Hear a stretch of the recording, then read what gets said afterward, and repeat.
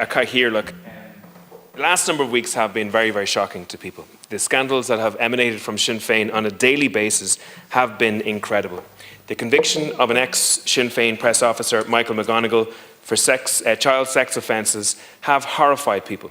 And the incredible way that it was handled is just stunning. That there just wouldn't be the necessary cop-on and common sense and decency for two very, very senior individuals within the press office not to have done what they did is amazing. And that there wasn't the necessary protections in place to prevent that when their judgment failed them is also incredible. I do think there is a defensive us against them instinct within Sinn Féin, and I think it's a legacy, to be honest, of the Troubles. And I think it feeds into the instinct to protect the party over other things. There's also an incredibly centralised decision-making process within that party. And not only does that slow down the decision-making process, but it reduces the competency of many senior officials because they're so unused to making decisions for themselves. So how all this is handled by the leadership in a drip-feed fashion is also incredible. And the current leadership of Sinn Féin are not backwards in coming forwards in hammering other political parties when they've done wrong, and rightly so. But yet I don't believe that they're living up to the high standards that they set for others. And I know from talking to the many supporters and members of Sinn Féin around the country that they are also horrified by the lack of leadership in Sinn Féin in recent years. But I also want to say something, that it's quite shocking that we're only having a debate on the issue of child protection in this chamber when it's politically charged. I feel there's significant hypocrisy bouncing off the chairs currently throughout this chamber. I feel sick to my very stomach that we only get a debate on child protection when it is in the context of the political events that have happened in the last 2 weeks. Now, I've looked around the chamber and the government benches, and I see people who haven't been here in weeks, and I see them chomping at the political bit. I see tweets from Regina Doherty, press statements from Kieran Cannon. We have Jennifer Carroll McNeill condemning Sinn Féin for what they've done. But people should not be fooled by this government in thinking that they are concerned for the well-being of children around this country. So the reasons why I'm so frustrated is, for the last 5 years, I have been raising child protection in this House, and I have been stonewalled by ministers. When I table general questions, I'm told that those questions are too vague and they can't be answered. When I table detailed questions, they're told they're too specific, and as a result, individuals could be known as a result, and they're not answered. When TUSLA or Gardaí release information, it's often intentionally complicated and convoluted, so to make it impossible to decipher. And in some cases, TUSLA have given me documents and the Gardaí have given me documents, and both are completely contradictory to one another. And I've watched Minister James Brown ram through legislation through this House, which greatly reduces the penalty for criminal exploitation of children. And he was enabled in doing so by the opposition and backbenchers on the government who didn't bother showing up for the debate. Now, statistics released to AIN2 on releases of parliamentary questions have shown that nearly 200 children, either in state care or known to the state, have died in the past decade.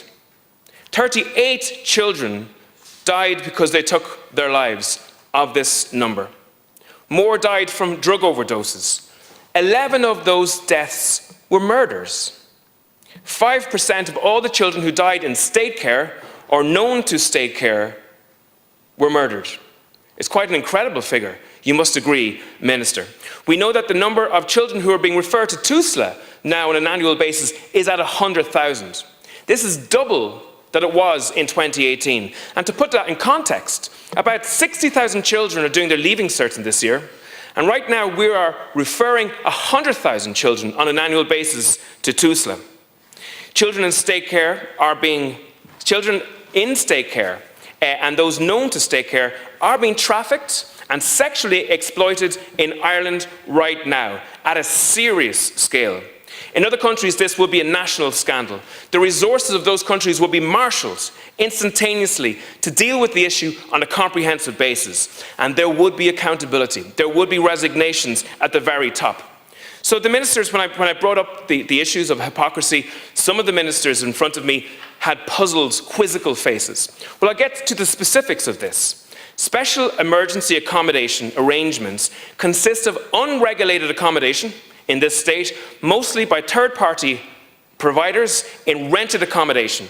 They are being used by TUSLA to accommodate children in state care. And we know from reports in the media that there are serious question marks in relation to the vetting of the people working in these areas and the providers of those special emergency arrangements. There is a shortage of foster placements coupled with a consistent underfunding of private and voluntary sector, which has made TUSLA more reliant on those dodgy companies to protect vulnerable children. Children in state care, particularly residential care, are being left hugely exposed, Minister. Child sexual exploitation is the biggest form of human trafficking in Ireland at the moment, and it's happening in real time amongst children that are supposed to be in the care of this state. In the past number of years, we've had a number of people trying to expose this. And because of the way that the courts work with in-camera rules in this country, it is virtually impossible to expose the fact that the government are letting down these children to such a level. But I'll give you an example where it was exposed.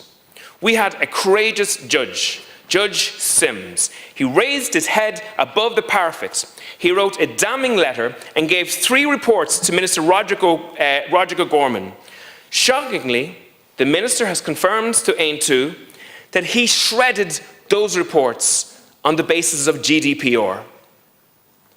3 reports that outline the horrendous experience of children in state care in this country, written by a judge and given to a minister. He got permission to put the information into those reports by the people concerned, and he redacted those names. And the Minister for Children felt more responsibility to deal with GDPR rules than he did for the protection of those children. An absolutely damning indictment on the actions of this government. At least 70 unaccompanied minors have gone missing from TUSLA since 2017. And we have a situation just in the last year where a number of unaccompanied minors, some who had come to this country without parents or guardians, but known to TUSLA, have been left homeless in Dublin for weeks.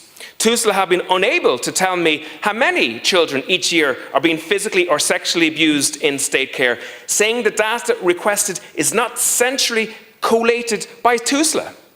TUSLA are not even collecting the information in relation to abuse that children may suffer in state care. They've also written to tell me that they do not maintain or register of referrals to Corú of allegations against staff members. Separately, the Department of Justice has told me that records of emails received by the email address blueblindfold@gardaí.ie, to which people can make reports of suspected human trafficking, are retained for no longer than 30 days. The emails are deleted after 30 days. This is extremely alarming information. TUSLA tell me as well that the number of children, TUSLA can't tell me also that about the number of children who have become pregnant while in state care, or the numbers who are referred for STIs testing in state care on an annual basis. And the government are trying to blame the lack of resources in relation to this, implying that it's also something got to do with the refugee crisis. This is not true. The problems run deeper and they stretch back for years. And Minister Roderick O'Gorman, following a Dáil question on this topic, was unable to give me clarity on the number of children who go missing from state care. Not just unaccompanied minors, but each year the number of children that go missing. Imagine, the Minister for Children cannot tell this Dáil the number of children that go missing on an annual basis from state care. Where is the child protection instincts of the government in relation to this? You know, I've met with members of the voluntary sector, the foster care sector. They tell me about the significant investment that's needed. They tell me about the fact that they are unable to do their jobs because of the government's lack of investment. In the month of January alone, 22 children went missing from state care. Imagine, previously a 14-year-old girl was abducted by a criminal gang within minutes of being placed with TUSLA, and she was found in a brothel a year later. Now, I would really ask the government, on the day where they're trying to occupy the high moral ground here, at the day when they're politically sinking the knife into the opposition, I would ask them to look at themselves also And I would ask them to look at the hundreds of people who are significantly damaged by the fact that this government will not act. And I tell you, this is happening to a group of children because they have no power. They are from poor backgrounds. They have nobody with wealth or influence to speak on their behalf. And that's why this issue is so much under the table and doesn't receive the priority of discussion in this chamber. And unfortunately, that's one of the reasons why it's not being fixed. And I would ask the government, if they're real about today, to be real about these children too.